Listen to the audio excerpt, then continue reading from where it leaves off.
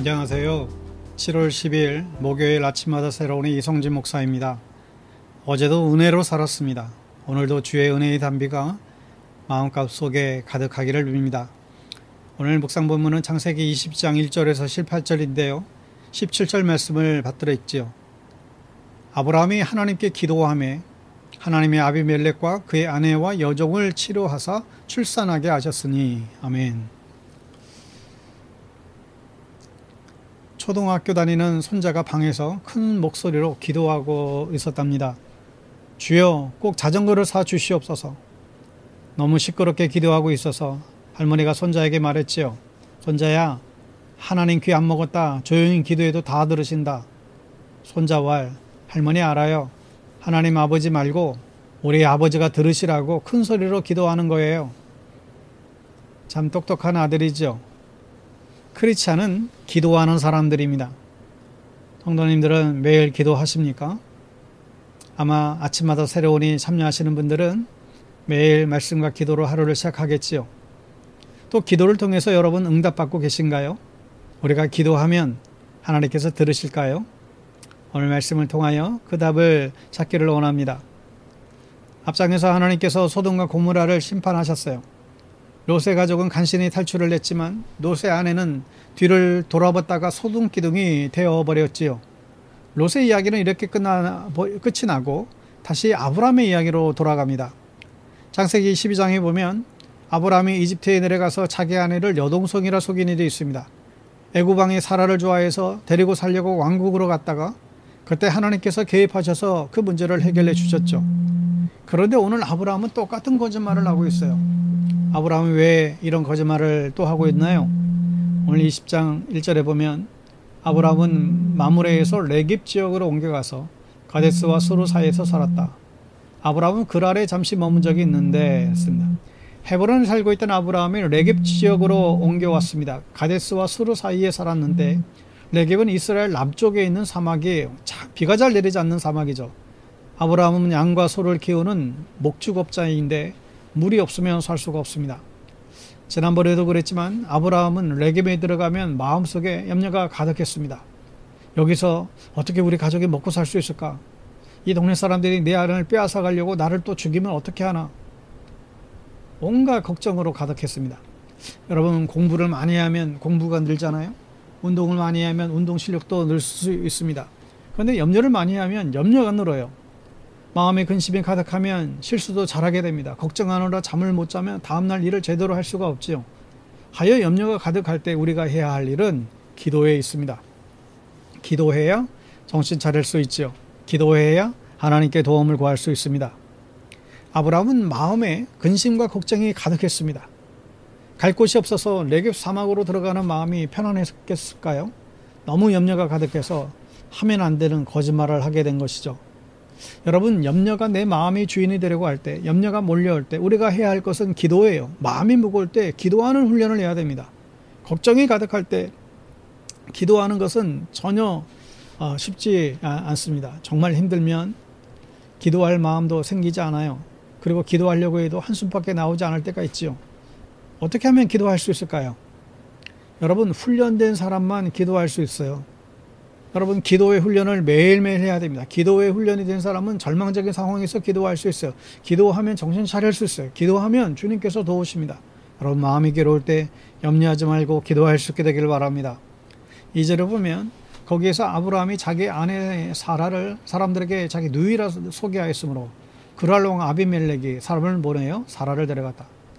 이번에도 일이 이상하게 꼬여가고 있습니다. 지금 사라의 나이가 89세예요. 거의 90세가 되는데 이 할머니가 얼마나 예뻤는지 이 그랄 왕 아비멜렉이 사라를 데리고 살려고 데려갑니다. 아브라함은 순수히 자기 아내 사라를 보내줘요.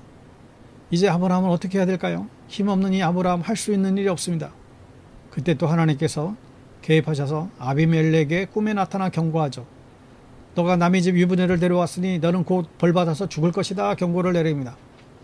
아비멜렉은 꿈속에서 하나님과 대화하죠. 아니, 나는 아무 잘못도 하지 않았는데 어떻게 하나님께서 벌을 주셨습니까? 넌 너무나 억울합니다.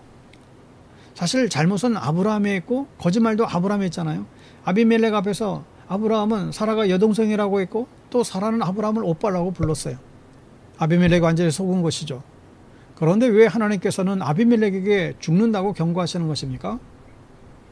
아브라함은 큰일이 난 겁니다. 자기의 아내 사라를 또 빼앗겼어요. 지금 와서 아비멜렉에 가서 사실대로 말하면 어떻게 될까요? 감히 왕에게 거짓말을 쳤으니 살아남을 수 있을까요? 그렇다고 가만히 있으면 자기 아내를 지금 뺏기게 되겠고, 이 아내가 어떤 아내입니까? 하나님의 약속을 같이 받은 아내예요. 이 아내를 통해서 백수의 아들을 낳기로 했거든요. 그런데 아내를 잃어버리면 어떻게 하나님과 약속을 지킬 수 있을까요?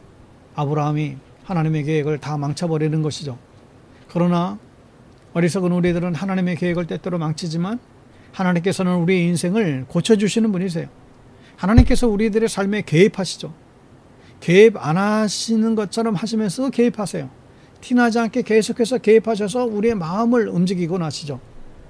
때로는 하나님께서 사람들이 보이도록 개입하실 때도 있습니다. 우리는 이것을 기적이라고 부릅니다. 하나님께서 기적과 같은 방법으로 역사해 주실 때도 있습니다.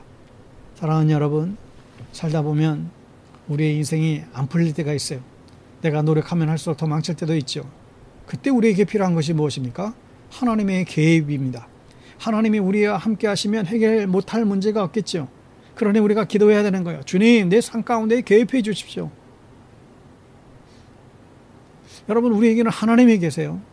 아브라함의 상황은 스스로 해결할 수 없는 상황이었는데 그때 바로 하나님이 역사하십니다. 주님, 개입해 주십시오. 여러분, 우리의 인생이 풀리지 않을 때도, 정말 나 혼자 해결할 수 없을 때 주님께 이렇게 기도하고 응답받을 수 있게 되기를 바랍니다. 실제로 보면 하나님께서 아비멜렉에게 공갈 협박을 하고 계시는데, 좋은 말 할 때 사라를 남편에게 보내지 않으면 너희 집안 식구 다 죽을 줄 알아라, 이렇게 엄포를 넣어요. 사라를 돌려보내야 된 이유가 무엇으로 나옵니까? 아브라함이 예언자이고 그가 기도할 것이다. 아브라함은 기도하는 사람이라는 거예요. 여러분, 아브라함이 기도하는 사람인가요? 사실 지금까지 보면 그렇지 않은 것 같아요. 기도하고 하나님을 의지하면 왜 아내를 여동생이라 속일까요? 아브라함은 기도하는 사람 같지가 않아요. 그래도 어쩔 수 없이 아비멜렉이 아브라함을 만나러 가죠. 아브라함에게 잘 보이려고 선물도 또 챙겨갑니다. 아브라함은 무섭지 않지만 하나님이 너무 무서워서 선물을 가져간 것이죠. 아비멜렉은 아브라함의 기도를 받아야 저주가 풀립니다. 그래서 아브라함이 아비멜렉을 위해서 기도하는데, 그랬더니 아비멜렉의 집에 아이가 생기기 시작했습니다.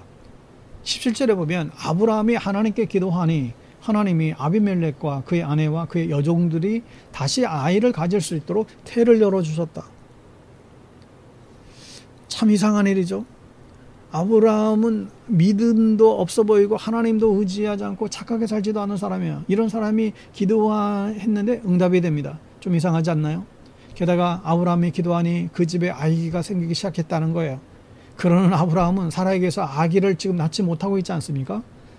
그러니까 아브라함의 마음이 어땠을까요? 야, 나 같은 사기꾼이 기도해도 될까? 나도 애를 못 낳는데 내가 기도하면 아이를 낳을 수 있을까? 그러나 하나님께서는 아브라함의 기도만 들어주셨어요. 그 아브라함의 기도를 들어주시는데, 왜요? 하나님께서 아브라함을 복의 근원으로 세우주셨잖아요. 아브라함을 통해서만 복을 받게 하셨어요. 여러분, 우리의 기도도 마찬가지입니다. 내 삶을 보면 내가 정말 하나님을 믿는 사람인가? 내가 기도할 자격이 있나? 내 기도에 능력이 있나? 내가 기도한다고 되나? 여러분, 그렇습니다.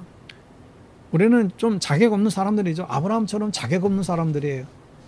그러나 하나님께서는 선하게 사신 아비멜렉의 기도를 받지 않고 하나님을 믿는 아브라함의 기도만 들으세요. 염려하던 아브라함을 기도하게 만드셨습니다. 여러분, 이게 창세기 20장의 주제가 이것입니다.